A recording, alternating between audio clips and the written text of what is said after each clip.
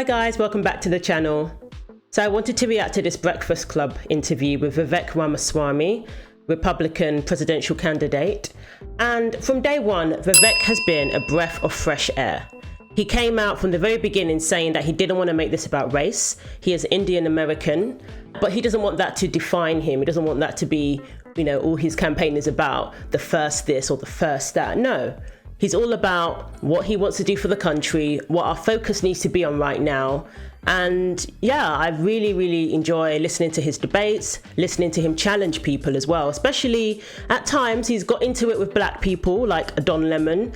Many believe his exchange with Don Lemon is what led to him eventually getting fired from CNN. So it'll be interesting to see how this exchange goes. We need to revive the ideals that the nation was actually founded on and do a better job of aspiring to them.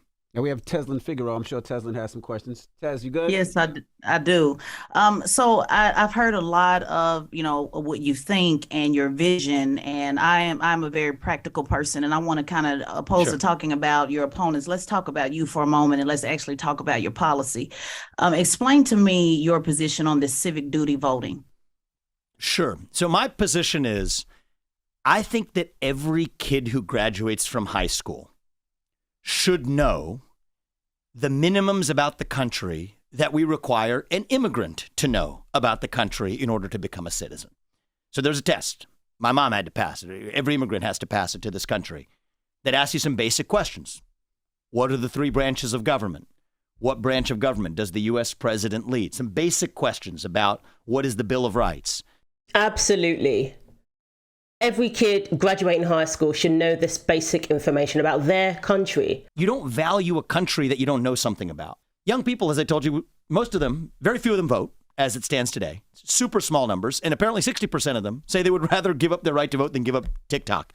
Well, I say, all right, let's take that to the next level. What? How about we do something that raises the voting age from 18 to 25, but you still get to vote at 18 if you just pass that same civics test that an immigrant has to pass in order to vote. And tests aren't for everybody, so be it. Then you at least serve in the military or a first responder role for 6 months. That's my civic duty voting proposal. And the reason is, I'll actually make a prediction.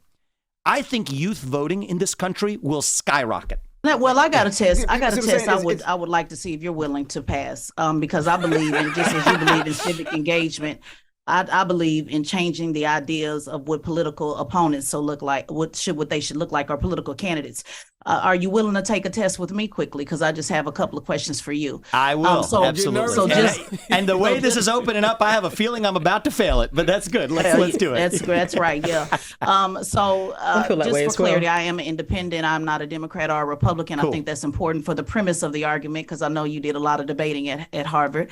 I also want to make it clear these are the same questions that I asked liberal Democrat Marianne Williamson. So I want to make sure that we put that out there as well, just to kind of set the foundation. I'm open to being humbled. Let's do this. Great. Let's go.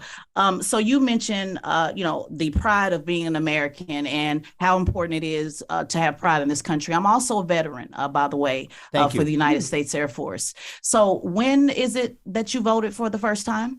I voted in 2020. Okay. So you're how old again? I'm 37 years old.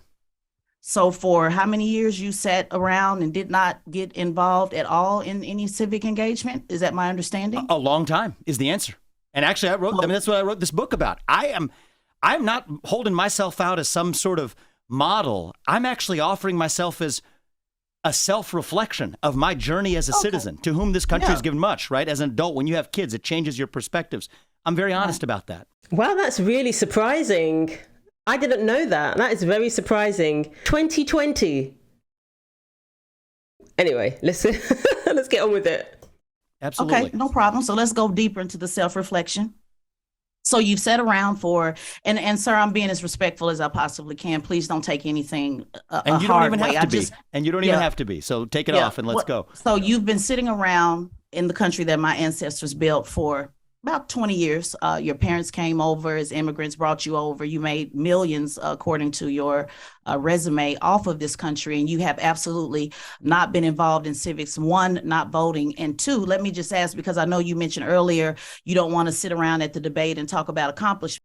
Sorry, why is she talking to him like he's an outsider? He's not an outsider. He was born here. Anyway. Let's make the accomplishments pretty simple. In high school, were you ever a class president or take any leadership role? Because your opponent did, Chris Christie. He was the class president. So Yeah, have you ever taken any leadership at all on anything, or just? Can I just correct a couple factual things Sure. that are kind of important? My parents didn't bring me over to the country. I was born in this country, and I'm proud of that. No, I know you were born here in Ohio. Yeah. Ohio. You mentioned my parents. I'm saying your parents were immigrants. My apologies. That's all right. You said your parents brought you over to this country. I thought I my would set that apologies. record straight. I mean, they were. Why is there such an assumption because of his skin color? Come on now. He's born in this country like you were, love. Give me a break. Immigrants, but let's not go down the water hole. No. We're not going to water. I just want to correct a couple facts, and then the other thing is you were born here in Ohio. I was born in Cincinnati, Ohio. That's right. Right. So you've been here your entire life. So the question is, right. Did you take any leadership role in middle school, high school, class president? I did. I know you played tennis. What is it? Explain it to us. Student council. But I think that this is yes, I have held leadership roles over my life, but those don't qualify me to do what I'm doing now. Yeah, it kind of does. Okay, it kind of does. Well, I'm giving the test. I'm the test administrator. All right, there you go. So it kind of does, because when you go from saying I want to go to the highest office, and I'll tell you, I've led companies as well. Is the other leader? Right, the main leadership role I've played is and I want to talk about one early part of your premise that I also want to say, to bring it to the country point.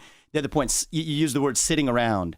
I'm not somebody who's saying I want the next generation, my kids' generation, to have more civic duties when they graduate from high school and college than I did when I did. That being said, I wasn't sitting around. I've developed medicines, 5 of which are FDA-approved products today. Whoa. One of which is a life-saving therapy in kids, 20 of whom die by the age of 3 if they're not treated, 70% of whom now live lives of a normal duration. Another one for prostate cancer. So I don't apologize for making contributions. But right. Well, I don't want you to filibuster that because Just that's not the question that I asked. And I don't consider. Yes, it was. Or you said he was sitting around. He's correcting you. He wasn't just sitting around, living off the taxpayer. That's the way she made it sound. Ridiculous. Talking about how he was brought here and he was just sitting around, living off, he made millions off of the country. He made millions off of his hard work. Off of how smart he is, how accomplished he is. He could have just sat around and done nothing with his level of intelligence, but he didn't. Consider as a veteran, I'm talking about service. I'm not talking about what you Civic did for service, profit. yeah. I'm not talking about what you paid people to do with your So company. I've not served the country because that in the way means you nothing have. to me. You do what I'm realize talking, she hasn't been able to ask a question. She's been trying to ask a question, and you've been talking over her. I'm all ears. We gave you the platform to let you say I'm what all you said. So my question again is, you're trying to, your goal is to raise the standard, and you're saying you want people to believe in country and you want people to have civic engagement. Yeah. And sir, I just find it very telling that you haven't had any civic engagement at all and haven't been at all. And when I say sit around, I don't mean you haven't done anything. I'm talking about in regards to service, because one thing about political office, the same way that you want to change how people look at politics and look at this country, I want to change how people look at politicians. And when I see that someone hasn't did anything at all to be of service to mankind, to take a leadership role. It's not good enough to just be on city student council. Were you a leader? All of that applies. Have you been able to get anybody in the room at any time, from a high school gymnasium to Ohio, Republican leadership there to now? Have you been able to get anybody in a room to believe in this vision? I don't agree with a lot of your vision statement, but I do know you've been going around having these discussions and getting everybody emotionally worked up to talk about vision and debate. But I want to get to the practical. You're trying to go from preschool to president of the United States. You're skipping over city council, county council, mayor, governor. You want to go straight to the top. So my question is this a PR? Is this for the PR, the perception of reality? Or can you point to any leadership where you've been able to get people to believe in what you're talking about that they're not paid to do on any of these vision statements that you have? If not, then to me, it's a moot point, because Okay, so first of all, before he answers, I respect her for being a veteran. I respect her for being an independent. She's not just sold out to the Democratic Party. And, she's asking the same questions she asked other candidates. And she's making some very good points. So let's see how he answers. You're holding a standard that you haven't met yourself. So if you're only going to count government service, You're absolutely No, not government right. service. Okay. Student council in the 8th grade, 9th grade, 10th. Were you a leader? Did you do anything to rally anybody? Did you fight for better lunch? I did in the 6th grade with Miss Harris. I'm not talking about government. I can go all the way back from the 5th grade every year, sir, because people who are in service to this country, if you're going to go around saying you want people to believe in this country that I signed up to die for, then I want to make sure that you're holding that same standard. So not government, not political. Let's not get it confused. I'm saying, have you did anything of service that we can point to say he is a good leader, like Chris? And I'm not even a fan of Chris Christie, but he was the student council president in high school. So have you done anything of service besides yourself that has not benefited yourself? It's just a simple question. Okay, but none of that qualifies you to be president, being student council. But let's see. So the acts of service that I have performed are small, so small that I don't even want to talk about them to boast. But yes, have I volunteered for this country? Yes, I have. I've always been interested in healthcare. It's okay to talk about the small things. I mean, these are small things, right? But thank you. Let's just mention Bethesda North Hospital. So it's really a no? No, it's not a no. It's just something I don't like boasting about. I Well, volunteered. we're not boasting. It's an interview. So You're boasting on your vision and everything else. I think you one of the boasted on the millions of dollars that you made. So let's just throw it out. So in 6th grade, I'll give you an example. I'll help you out. In 6th grade, Miss Harris, was slapped. Let me give you an example because maybe you're confused. In the 6th grade, Miss Harris was snatching papers from everybody in the classroom. Wow. So me as a 10-year-old, I went to the principal and said, I'm tired of Miss Harris snatching papers. And I organized the students around getting Miss Harris to stop snatching papers. Now, there was a consequence for that. I got suspended for 5 days for talking back, and I got in trouble. I got a spanking, and I was on punishment for months and months. But that is a simple way of organizing people. So I want you to kind of boast about it the way you did the millions of dollars and said what you did with the pharmaceutical companies. Well, actually talking down on that as if that's something to be ashamed of, or she's just saying that it was just to benefit him. Leadership can you point to that you've been able to rally anybody around anything that is of service that you did not pay anybody to do? I think that's important for the next president of the United States. Sure. So I've always been drawn to healthcare. That's why I ended up founding companies in that space. When I was in high school, part of what drew me into it was that I was a volunteer at a local hospital. I actually became the leader of that group of volunteers that actually discharged women who had recently given birth. That was it. Nothing big to it. Did you do anything we can point to stand out? But I want to say something about that because I say that in the book. It's a good example. If I'm being really honest, why did I do that in high school? A part of the motivation, I'll be just brutally honest with you, was that's actually what allows you to get into a good college when you graduate. Is you want to check the box of community service. So it was about you. So there was an element. So there's and I'm admitting that in a way that very few other people do. But I got to be honest about it. That was a big part of why I did it.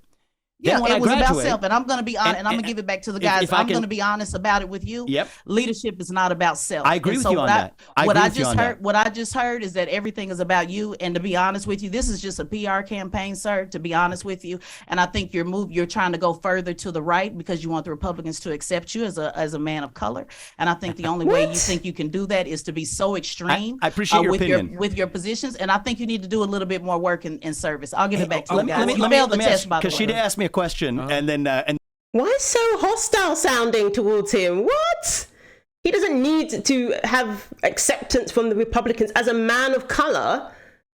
People are not like so obsessed with color. You get acceptance by doing a good job. You get acceptance by speaking sense and helping and adding to the solution. That's how you get acceptance, when you're somebody who can come with solutions. He's presented some very good solutions throughout his campaign so far that have been very impressive. That's why he's like behind Trump and DeSantis in the polls. So he doesn't need acceptance. He's been accepted. His skin color is not a barrier to that.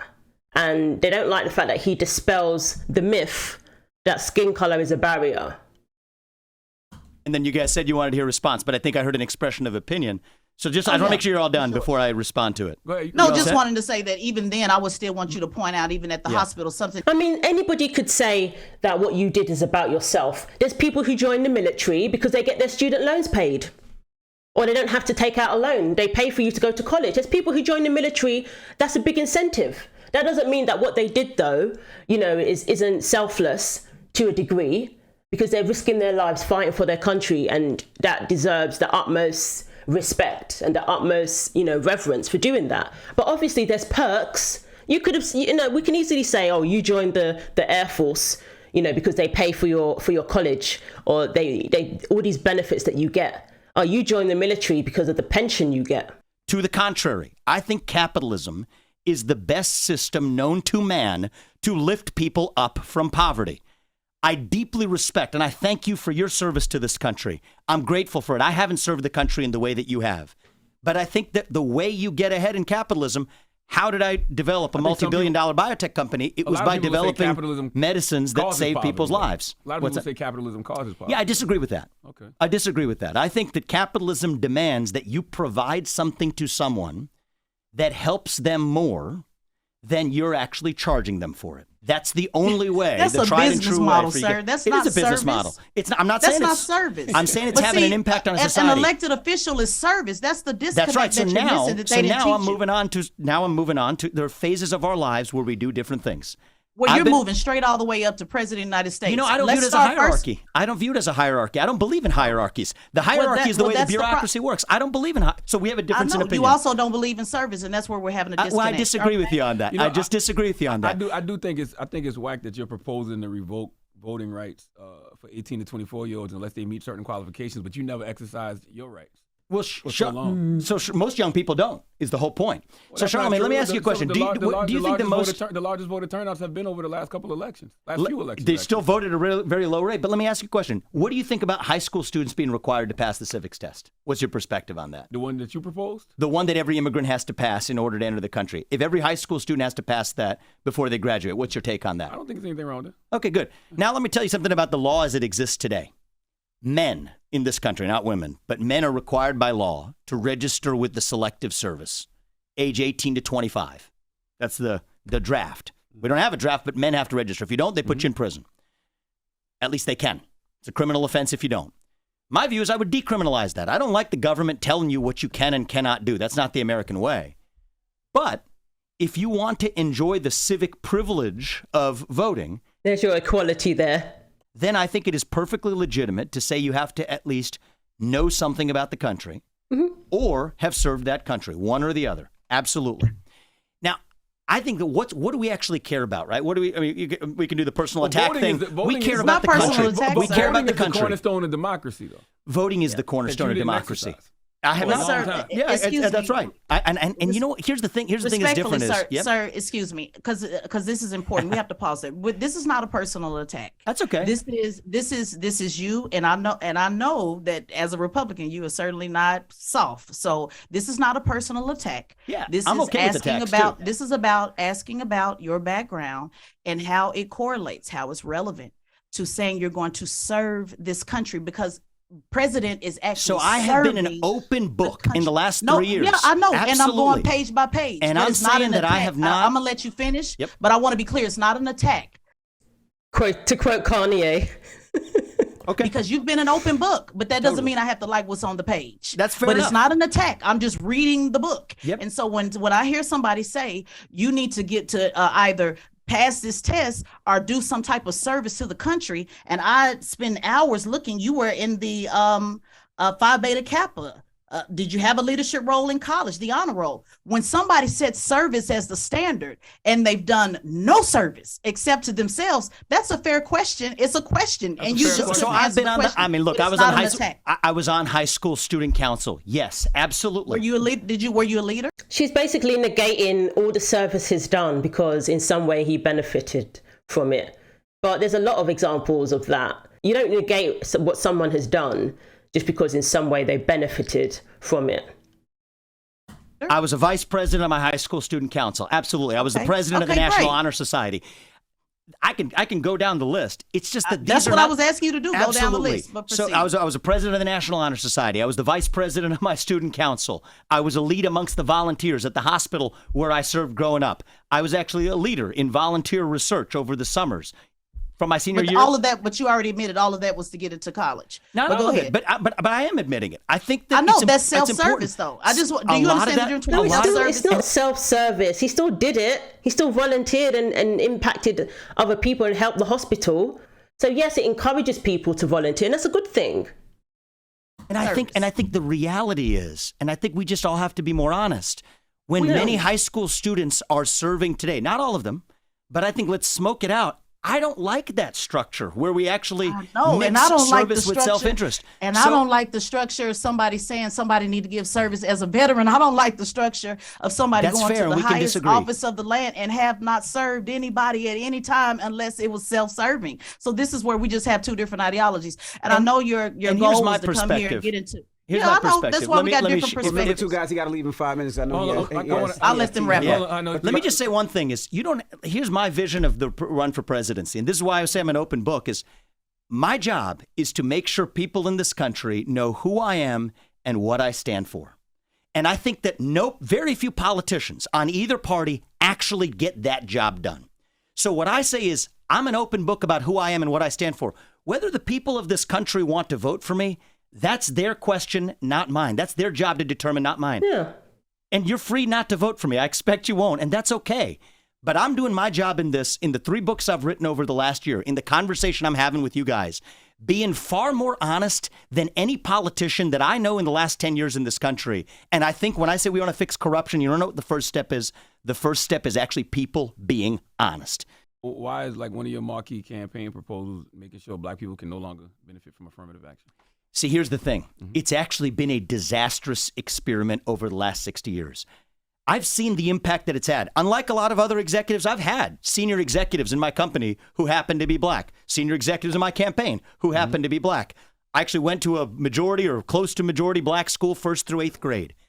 There isn't a single one of those black kids or black colleagues that could not have achieved everything I have in my life. I firmly believe that to be true. Absolutely. And I have seen the unfair discrimination behind closed doors, the things that people will say behind closed doors, about somebody who would have had that position anyway, but was unfairly tarred with the taint of saying they got it because of a race-based quota system. I think that's unjust to everyone across the board. And I think that the right way to do this is actually ensure equality of opportunity, educational access at an early age, which, by the way, we don't have in this country. I couldn't believe some of the points that people were making in regards to affirmative action, even saying that Obama got into Harvard because of the color of his skin, even implying that, saying that if it wasn't for affirmative action, we wouldn't have had Obama. What? If you have the grades and you've done all the volunteer work and you have something to talk about on your application, you present yourself as an all-rounded individual, there's nothing stopping you from getting into these colleges. And to say otherwise is insulting towards black people. A lot of these people coming out in defense of this, these white saviors, they don't know how racist they sound sometimes, saying that black people can't get by on a merit-based system. And at the end of the day, I always say this, Obama wouldn't have been president if white people had not voted for him. With black people only being 13% of the population, he definitely had a lot of people voting for him who were white. But yet he needed affirmative action to get into Harvard because of a so-called racist system. No, that doesn't make any sense. So I understand why many believe it was necessary in the first place. It's just wrong to say that it's necessary in 2023. You're saying that you don't believe black people are equal then, which is basically talking down to black people, and I argue it sounds pretty racist to me. Starting at an actual young age. How about doing that in a way that's agnostic to race? Right. That way we prevent seeing one another on the basis of a color of our skin, but we actually solve the real inequalities that we have when it starts with inequality of opportunity, starting with education. So my view is, I think my approach is actually going to be more successful in lifting up more black Americans than have been the Lyndon Johnson approach of actually using race-based quota systems. So if the Supreme Court does rule on affirmative action and they do ban it, who do you feel it benefits versus who it hurts? I think that it helps everyone if they end race-based affirmative action in college admissions. Including black people. I think it will literally help everyone in different ways because it restores merit in the United States.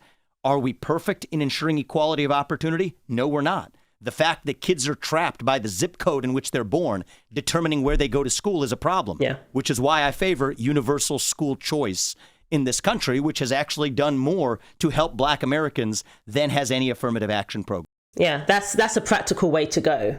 Advocate for independent school choice, advocate for people to be treated equally. If a person gets into a college that requires higher grades, but you were able to get in because of skin color, you're going to struggle. And there's evidence that a lot of people in that position don't finish their degrees. They would have been better off getting into a college that pertained to their grades. They would have been able to hang with everybody. Doesn't make any sense to let somebody get into a higher up college because of their skin color when they didn't have the grades for it, when they didn't meet the standards. But you're giving them extra points for skin color.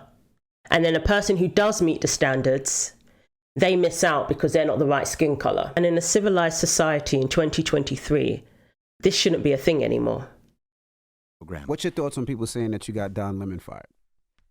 I think that the New York Times reported that. I had an open debate with Don Lemon. What CNN wanted to do with that is their choice. And I do reject Don Lemon's premise. What did he tell me on set? He said, you can disagree with me when you have black skin and you've lived in this country, whatever ethnicity you are. Give me a break. Sir, I just reject that. Not, I think we should. Sir, let's just use a real example of just what everybody said. You said, people can have difference of opinion. They can have, you want to unite people. I gave you a difference of opinion as a veteran, and you came back and said that I was personally attacking you, and that is a way of gaslighting and basically, trying to set the idea that I was against you when I just had.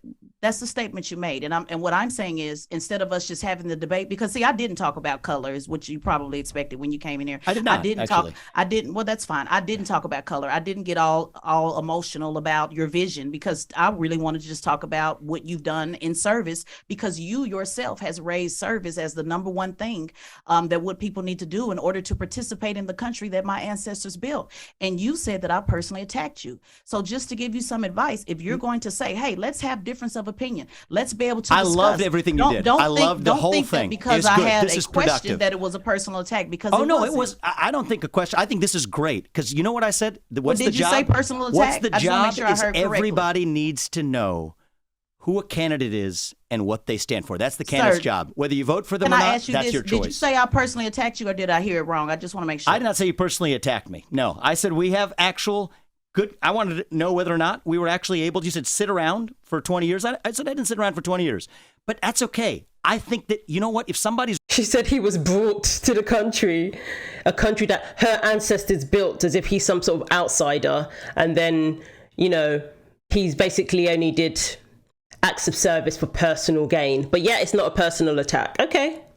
He's running for U.S. president. I want to say this. Well, you did. You did stay out of the kitchen. So we'll come in. We can keep going with the personal attacks. You did say personal attacks, though. So let's be honest. Remember, that's your number one thing, being honest. And I know you. I agree with you. I know you have to go, but I do disagree on what you said about affirmative action, because I feel like without that legislation, I don't think black people stand a chance. We had to create the legislation. Why would you not be able to get into these colleges if you have the grades? So you're saying that the system is still going to reject you because you're black? Why do people think this way still? Plenty of black people who have the grades get into these colleges. They're not there just because of their skin color. They're there because they have the grades. And to say otherwise is racist. It undermines what they have achieved. You have faith that without that legislation, things will be fair or on equal footing for black people. It don't affect Nigerians. When they come to this country, they get into all those colleges. It doesn't affect them. I think that most people who benefit from affirmative action are the immigrants who came after Kennedy's immigration reform in the 60s. They are not descendants of slaves.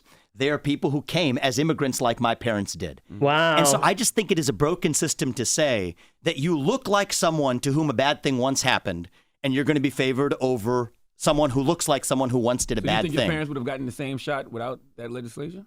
I mean, so it turns out that Asian Americans, Indian Americans don't benefit from. They're the ones who are discriminated against.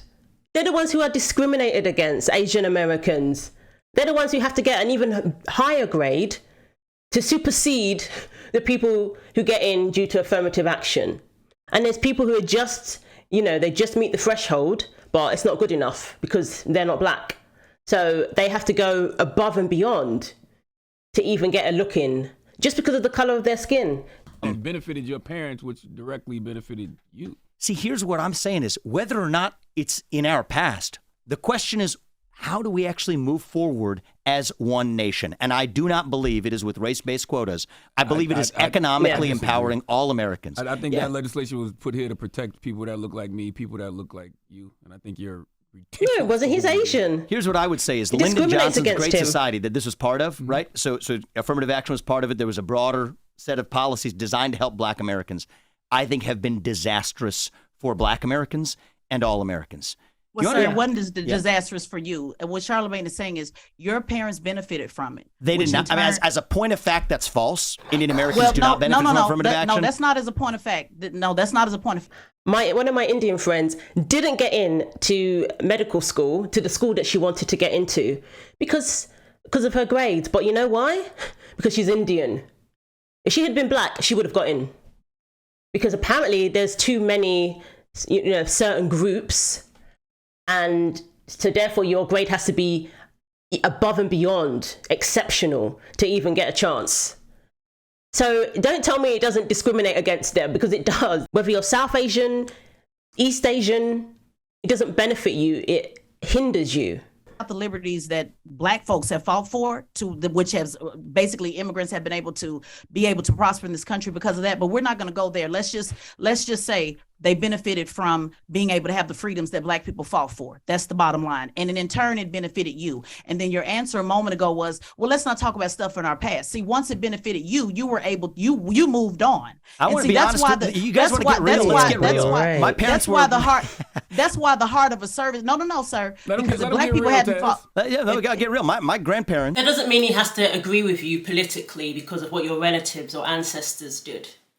And if anybody should benefit from what they did, it should be Black people. But yet some Black people in this country are still claiming that they're victims. Why didn't they benefit from what their ancestors did, from what, their relatives did, fighting for equality? Somehow they're still not equal.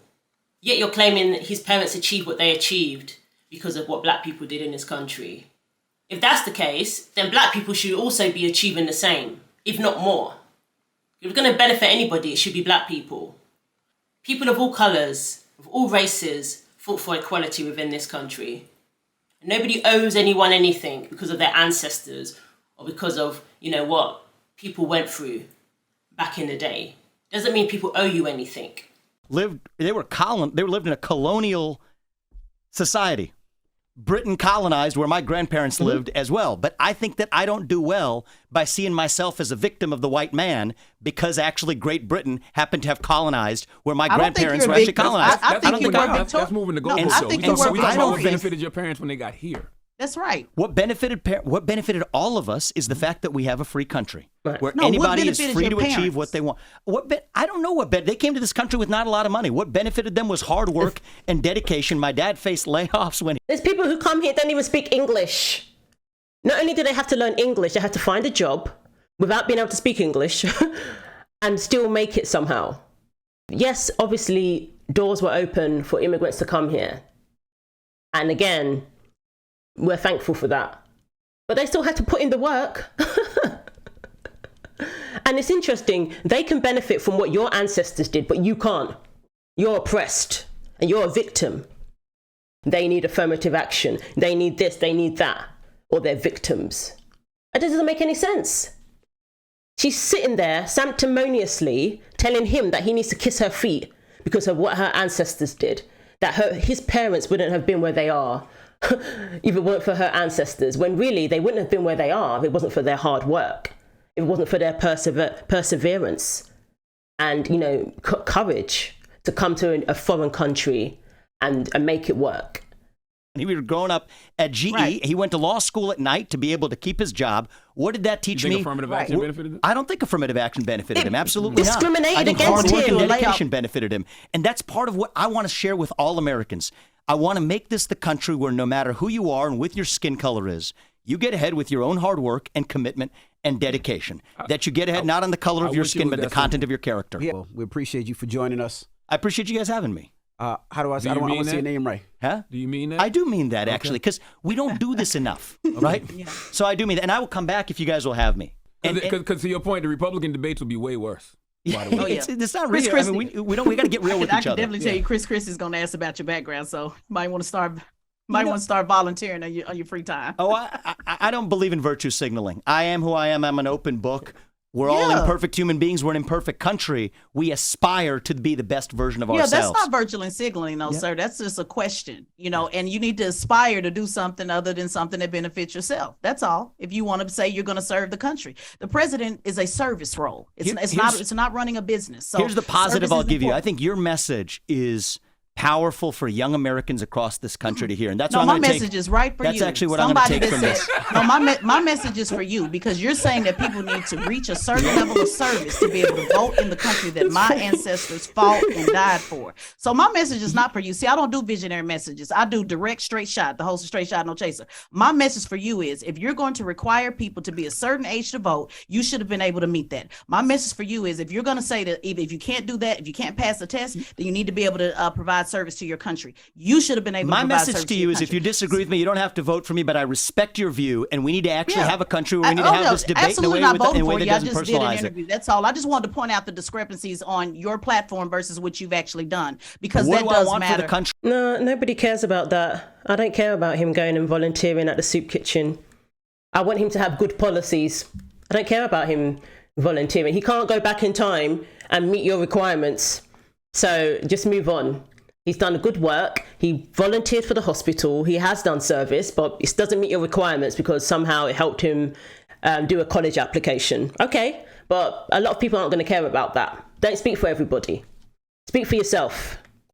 Is I grew up in this country, and I want this lead the next generation to be proud.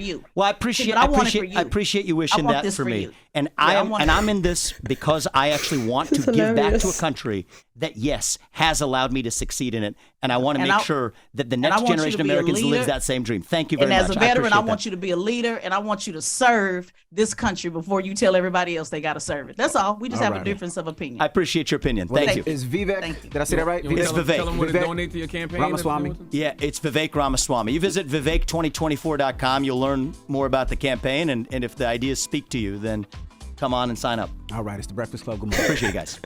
Wait there. Wow. I appreciate them having him on the show. It's great that they're having people with different, viewpoints, not just Democrats or whatever. And, she asked some good questions, but I think he doesn't have to meet her requirements. He has to have good policies that are going to benefit this country. I think that's what's important.